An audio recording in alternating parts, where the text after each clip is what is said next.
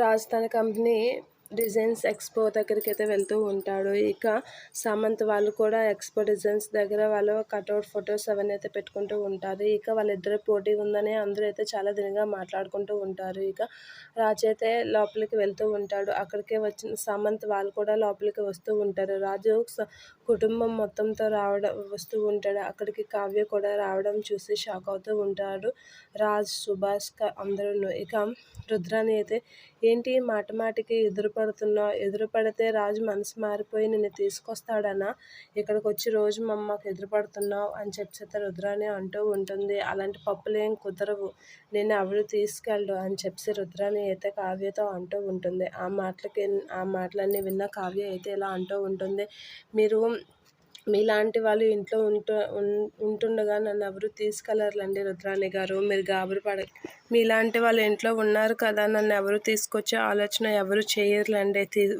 ఒకవేళ తీసుకొచ్చే ఆలోచన వచ్చినా మీరు రానివ్వకుండా చేస్తారు కదా, మీరున్నారు కదా అని చెప్పి రుద్రాణితో అయితే అంటూ ఉంటుంది. ఇక రాజు సామంత్ వాళ్ళైతే ఎదురెదురు పడుతూ ఉంటారు. అలా ఎదురెదురు పడి ఇక మీ కంపెనీకి ఎవరు పోటీ ఉండరు అనుకున్నారు, కానీ ఇకన మా కంపెనీ మాత్రం మీకు అడుగడుగునా అడ్డుపడుతూనే ఉంటుంది అని చెప్పి సామంత్ అయితే రాజుకి చెప్తూ ఉంటాడు. ఇక మా కంపెనీ అది ఈ ఎక్స్పో నుంచే స్టార్ట్ అయ్యింది, ఇక్కడే మీకు గట్టి పోటీ ఇస్తున్నాము అని చెప్పి అంటూ ఉంటాడు. ఇక ఆ మాటలన్నీ వింటున్న కావ్య అయితే షాక్ అవుతూ ఉంటుంది.